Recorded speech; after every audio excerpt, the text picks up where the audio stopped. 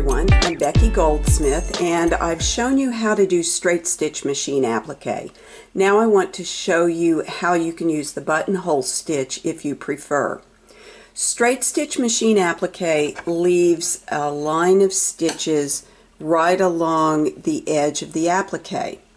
I like the way it looks, but I will admit that you do get a little bit, not so much of lift as you can really feel the edge of the applique, a little more than you can if you do a blanket stitch. Blanket stitch holds the edge of the applique down a little more. Now, the thing about the blanket stitch is that it's much more visible. Depends on what you like. I like the look of the straight stitch, and I'm happy to go back and machine quilt over or near it to help hold that edge down even more. But let's say you don't want to do that and you like this look. Here's how you get it.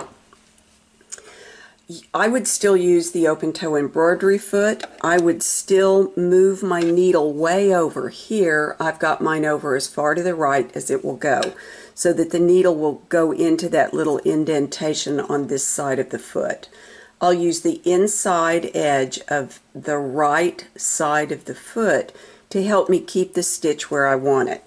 I'm using the cotton thread, the cotton 80 weight Oroville thread.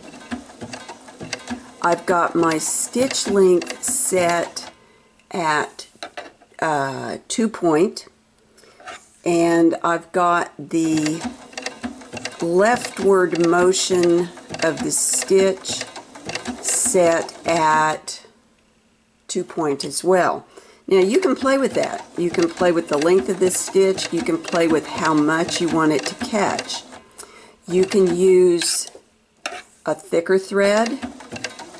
You could use an invisible thread, although I do not. I don't like synthetic threads. They won't take the heat of an iron particularly well.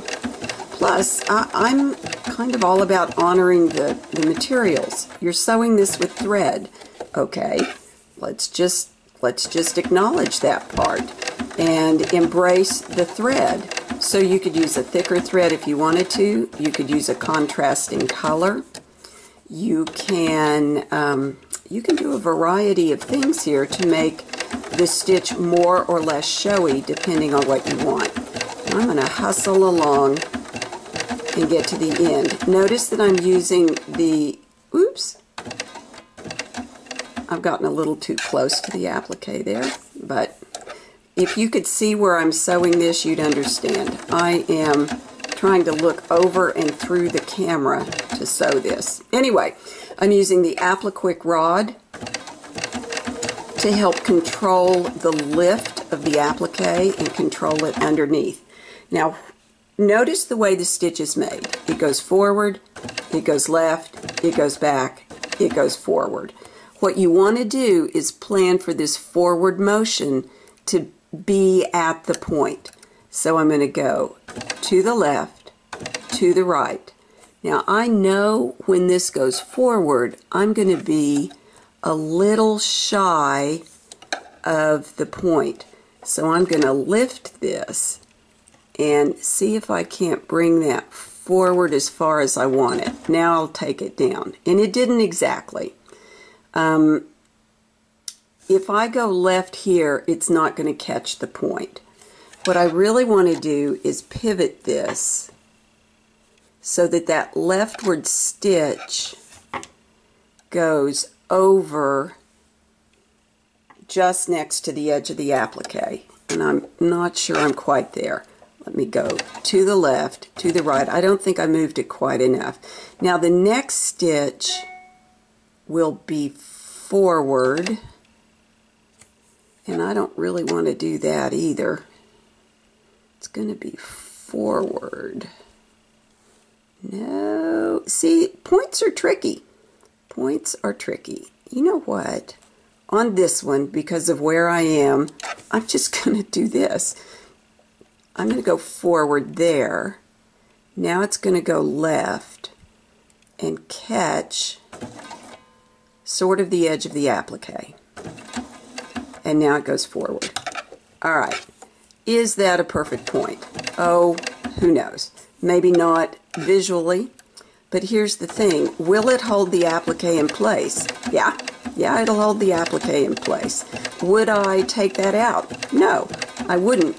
Would I expect to do better points every time I do one? Yes, I would expect that. So you should know that I don't do buttonhole applique, but even I can pick this up and do it just fine using these tools and a good machine. So I hope you found this helpful.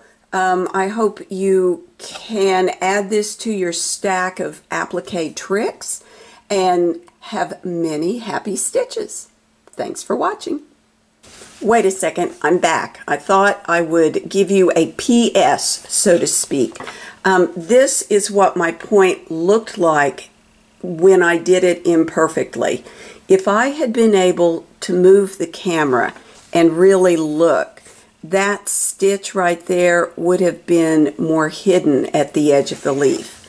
Now, if I were to zoom back on that, zoom way back, the way you might see it on a block, would you really notice that once it's quilted? No. So again, I would not take that out. I would move forward and just embrace it.